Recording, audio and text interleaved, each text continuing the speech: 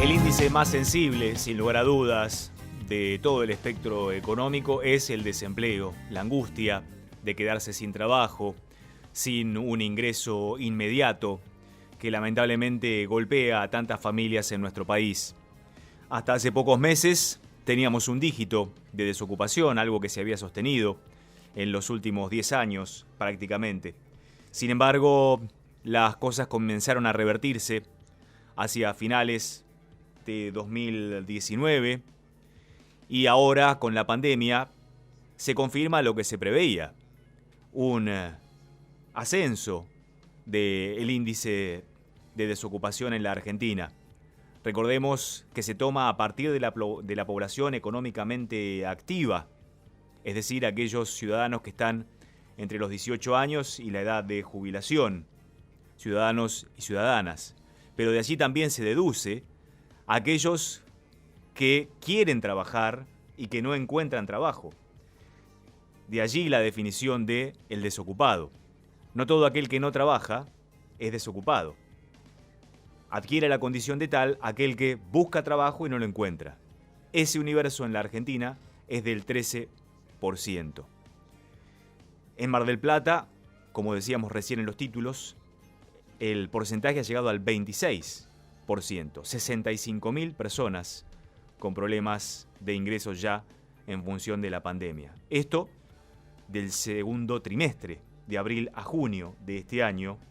Por eso es que se espera que los números del tercer trimestre no solamente confirmen, sino que eleven tal vez este porcentaje. Para analizar este escenario del mercado laboral y lo que se viene en la pospandemia, estamos ya en contacto con el doctor Gustavo Ciampa, abogado laboralista de la agrupación 7 de julio. ¿Qué tal, Gustavo? ¿Cómo le va? Gabriel Prosperi lo saluda. ¿Qué tal, Gabriel? ¿Cómo le va? Buen día. Gracias por atendernos en principio. ¿Y esto que se esperaba, puede desmejorar? Mire, usted señalaba bien que esto es efecto de la pandemia, ¿no? Una pandemia mundial. Y el impacto que tiene la pandemia en la economía de los países, no solo de la Argentina. Con lo cual, esto dependerá, estimo yo, de cómo evolucione o cómo se vaya desarrollando la situación de la pandemia. Lo que sí creo es que los efectos pudieron haber sido peores de lo que son. Frente a estas situaciones, si uno lo tuviera que dividir a grandes rasgos, hay dos tipos de medidas posibles. Uno, liberar todo y que pase lo que pase. Estoy hablando del empleo, obviamente. Y otro, adoptar medidas de contención, de protección del empleo, de tratar de evitar los despidos, de tratar de mantener los ingresos, de apoyar a las empresas. Digamos, son dos alternativas posibles. En Argentina se pudo haber dado cualquiera de las dos, esta es mi lectura. Se pudo haber dado cualquiera de las dos, resultado de las elecciones del año pasado, de las presidenciales. El resultado de la elección arrojó que se diera la segunda alternativa. Entonces, considero que dentro de la terrible situación que implica la pandemia, obviamente para la salud de la población, pero además por los efectos económicos que genera, el impacto en las empresas y por ende el impacto en la situación de empleo y en la situación de condición de vida y condiciones de ingresos, de percepción de ingresos de los y las trabajadoras, creo que fue, en mi criterio, bastante bien contenida la situación. ¿Que los índices pueden empeorar? Sí que pueden empeorar. Sí. No estoy haciendo futurología, pero de posibilidades, sí. El gobierno ha extendido el decreto que establece como límite 60 días la prohibición para despedir sin causa justa a un trabajador. Ahora, va a llegar un momento en que no deberá correr este decreto, estaremos ya en la pospandemia, deberán surgir las propias condiciones que imponga el mercado laboral. ¿Cómo cree que se va a dar justamente ese movimiento en el mercado laboral a partir del mapa que podemos tener hoy? ¿Habrá muchos despidos, juicios laborales, ¿Cómo establece o cómo lee esa situación? Mire, sí, ayer salió el decreto que prorroga hasta fines de noviembre la prohibición de los despidos sin justa causa y de las suspensiones sin causa, las suspensiones por falta de trabajo imputable a la empresa, etcétera. Pero acá creo necesario aclarar algo. Esto no rige para las nuevas contrataciones. ¿No? Esto me parece que es algo importante porque lo que establecieron estos decretos desde el 1 del 31 de marzo y sus sucesivas prórrogas es si la prohibición de los despidos sin justa causa. Y de los despidos también por falta de trabajo o con invocación de falta de trabajo no imputable a la empresa o fuerza mayor. Pero estos decretos no rigieron para las contrataciones que se establecieran a futuro. O sea, empresa que contrate actualmente a un trabajador no rige la prohibición de los despidos. Tampoco rige la duplicación de las indemnizaciones. Usted sabe que junto con el tema de las prohibiciones y precediendo a la prohibición de los despidos, ya desde el 13 de diciembre del año pasado, en el marco de la emergencia ocupacional, se duplicaron las indemnizaciones por despido. Eso por el lapso de 6 meses, que actualmente está prorrogado hasta fines de diciembre de este año. Pero la duplicación tampoco rige para las nuevas contrataciones. Entonces hay que dividir dos segmentos, digamos. Las nuevas contrataciones estarán bajo el régimen legal que se aplica tradicionalmente, por llamarlo de alguna manera, digamos, la ley de contrato de trabajo. Pero por poner una denominación, tiene matices esto. La ley de contrato de trabajo no está comprendido ni en la duplicación ni en la prohibición de los despidos. Tanto la prohibición como la duplicación de los despidos rige para las contrataciones anteriores, las contrataciones previas, y que al momento de la sanción de estas normas estaban vigentes. Ahora, ¿se va a ir saliendo de esto? Yo estimo que sí. Uno podría pensar que quizás la salida tenga alguna analogía con lo que fue la salida de la duplicación de los despidos del año 2002, que fue acompañando el descenso de los índices de desocupación. Hasta que en aquel momento una desocupación inferior al 10% quedó sin efecto, ya no era la duplicación, sino que era un recargo del 20%. Es decir, ¿usted no cree que el Estado libere automáticamente estas restricciones? Yo no creo. Y no me parecería conveniente, me parece conveniente algo gradual. A veces de estas cosas hay que salir gradualmente. Con esto le pongo un ejemplo. ¿Usted recuerda cuando se sancionó la ley que atribuyó a los tickets canasta carácter remuneratorio? Sí. Digamos, el pase del no remuneratorio a remuneratorio fue gradual. Impactó mucho menos. Y creo que en esto, al igual que la salida de la duplicación de las indemnizaciones que se habían establecido a principios del 2002, también tendría que ser gradual, cuando se salga. Después hay otra discusión, ¿no? Uno puede discutir el sistema de protección frente al despido arbitrario. Pero acá hay que hacer otra aclaración que me parece importante. En el régimen jurídico argentino, las empresas no tienen derecho a despedir sin causa. No hay derecho a despedir sin causa. La Constitución Nacional ordena proteger contra el despido arbitrario. Es un acto ilícito el despido sin causa. Despido sin causa es el despido arbitrario. Es un acto ilícito. Entonces, la ley lo que establece es la indemnización que corresponde pagar a quien incurre en ese acto ilícito. La indemnización con la que corresponde reparar el daño producido a la víctima del daño ilícito, del acto ilícito.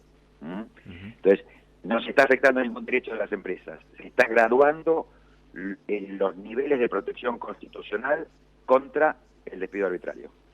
Entonces, el sistema habitual, tradicional de la ley de contrato de trabajo, por decirlo sencillo, porque los parámetros también tienen matices, es un sueldo por año de antigüedad. ¿Se volverá a eso? Yo estimo que sí, sin perjuicio de que se puede discutir si es protección suficiente. Estamos hablando con Gustavo Ciampa, es abogado laboralista. El mercado laboral seguramente no va a quedar igual en la pospandemia. De hecho, se está hablando cada vez más de teletrabajo. Se discutió, se debatió una ley sobre teletrabajo en el Parlamento. Y usted con otros abogados de su condición le han puesto ciertos reparos a esa ley. ¿Por qué? Yo le cuento. Primero, a ver, la primera afirmación, y esto escuchando a algunos empresarios pronunciarse respecto de la ley, me lleva a una afirmación preliminar, que la ley es buena en tanto establece que quienes trabajan bajo la modalidad de teletrabajo son trabajadores y trabajadoras y tienen los mismos derechos de todos los trabajadores y trabajadoras. Digo, esto lamentablemente hizo falta aclararlo por una ley. Usted habrá escuchado, igual que yo, algunos empresarios, algunos de esto tomó notoriedad por algún empresario de los medios, ¿no? Que pretendían desconocer la calidad de trabajadores y trabajadoras. Entonces, bueno, es bueno que la ley establezca que son trabajadores y trabajadoras y que tienen todos los mismos derechos de cualquier trabajador o trabajadora. Sí, fue un paso hacia adelante que hizo la ley, fue algo positivo que hizo la ley. Ahora, después, a mí me merece algunos reparos por la metodología de legislación, porque establece algunos enunciados que son muy interesantes, pero no los rellena. Esos derechos que declama, que enuncia, no les da contenido, sino que lo deriva a que el contenido se le dé en la negociación colectiva. ¿Por ejemplo? Por ejemplo, tiempos de secuenciamiento entre trabajo presencial quiero decir, en la sede de las empresas, y teletrabajo. Esto es, pensamos muchos que el teletrabajo tiene una particularidad, una singularidad que es inherente al sistema de teletrabajo, que es la segregación de los trabajadores y trabajadoras, el aislamiento, cada uno en su casa. No tienen espacios en común. Y esto implica una afectación tanto del sentido de pertenencia como la solidaridad del colectivo, como la afectación de la actividad sindical. Entonces pensábamos que para esto había que poner un límite. Entonces, salvo razones de distancia entre el domicilio de un trabajador y trabajadora y la empresa que torne esto irrazonable, después se tenían que secuenciar para quienes estén bajo el sistema de teletrabajo también tiempo de trabajo presencial en las empresas. Pero la ley lo que establece en esto es, bueno, los convenios colectivos de trabajo pueden disponer límites a los tiempos máximos de trabajo de manera bajo modalidad de teletrabajo y tiempos mínimos presencial, pero no le dan contenido. ¿Se entiende? Es como si una ley sobre jornada de trabajo dijera tiene que haber límite a la jornada de trabajo y los convenios colectivos deberán establecer ese límite, en lugar de que la propia ley diga, bueno, el límite a la jornada de trabajo es, no sé, 8 horas diarias, 48 semanales. Es decir, ustedes hubieran pretendido una ley más taxativa. Nosotros pretendíamos una ley con contenidos, sí. Por eso quiere decir taxativo, sí, con contenidos. Esto, digamos, tareas de cuidado. Es muy importante que se haya mencionado por primera vez en una ley el tema de las tareas de cuidado. Pero dice, bueno, los derechos que surgen de acá se instrumentarán conforme lo diga la negociación colectiva. Entonces, si no hay negociación colectiva, no hay derechos, ¿se entiende? Claro, claro. O sea, ¿soy claro? No, se entiende, perdón. Soy claro. Entonces, eso es lo que no nos gustó, la modalidad. Porque en general, esta forma de legislar es lo que han pretendido desde los sectores neoliberales en materia laboral. Que las leyes no establezcan derechos, sino que quede todo derivado de la negociación colectiva. Y allí el juego de presiones, por supuesto, en la y negociación. Así el juego, allí primero, los trabajadores fuera de convenio se quedan sin derechos. Claro. Porque no están comprendidos en ningún convenio colectivo de trabajo. Después, habrá algunas organizaciones sindicales que puedan conseguir buenos derechos, digamos, porque son organizaciones sindicales con poder de negociación, con fuerza de conflicto, etcétera. Pero la mayoría no, La mayoría no. O la mayoría va a tener que resignar otras pretensiones, reivindicaciones u otros derechos en aras de conseguir alguno en materia de, por ejemplo, en este caso, teletrabajo. Digamos, la Argentina tiene una experiencia muy rica en materia de negociación colectiva en épocas de normalidad institucional. Sobre todo cuando las leyes fomentaron positivamente la negociación colectiva. Digo positivamente porque hubo épocas en que se dijo fomentar la negociación colectiva, pero como forma de degradar los derechos de los trabajadores. Cuando digo fomentar positivamente, digo leyes que generen un escenario que permita negociar colectivamente para mejorar los derechos de los y las trabajadores y trabajadoras. Entonces, en esos momentos tenemos una muy frondosa experiencia en materia de negociación colectiva, digo, en épocas de normalidad institucional, durante los gobiernos de facto esto no existió. Existieron épocas muy duras de interrupción de los derechos colectivos, además de otros derechos. Pero esta negociación colectiva demuestra que lo que se consigue en la negociación colectiva son mejoras a algunos derechos que ya están previstos en la ley. No es poca cosa, no lo estoy minimizando, pero si uno analiza los convenios colectivos de trabajo se va a encontrar que son contados los que crean derechos que no estén previstos en la ley. Por ejemplo, ¿cuántos convenios colectivos de trabajo consagran el derecho a la participación en las ganancias? Y está en la Constitución. La Constitución ordena que las leyes, por eso falta una ley de participación en las ganancias, pero la Constitución ordena que las leyes protejan al trabajo y establezcan determinados derechos, entre ellos participación en las ganancias de las empresas. No hay ley. ¿Cuántos convenios colectivos que igual podrían hacerlo lo contienen? Yo creo que si digo 3, corro el riesgo de que me sobra 1. 3 en cientos de convenios, cientos, casi miles, casi 1000. Derecho de información y consulta con las organizaciones sindicales en materia disciplinaria. Son contados los que tienen. Esto hablo de derechos que no están expresamente previstos en la ley, pero que se pueden conseguir en la negociación colectiva. ¿Cuántos convenios colectivos amplían el plazo de protección en el empleo por maternidad? Son pocos, pero los que hay amplían un poco el plazo que está en la ley. Casi no hay convenios que establezcan el mismo derecho para el padre. Y se podría establecer, se puede establecer. Hay mucha experiencia de negociación colectiva, pero necesita la negociación colectiva tener el piso de derechos previsto en la ley, pero con contenido. Piso no quiere decir bajo. Con esto no quiero decir, la ley tiene que tener contenidos bajos. No, tiene que algo tener donde pisar.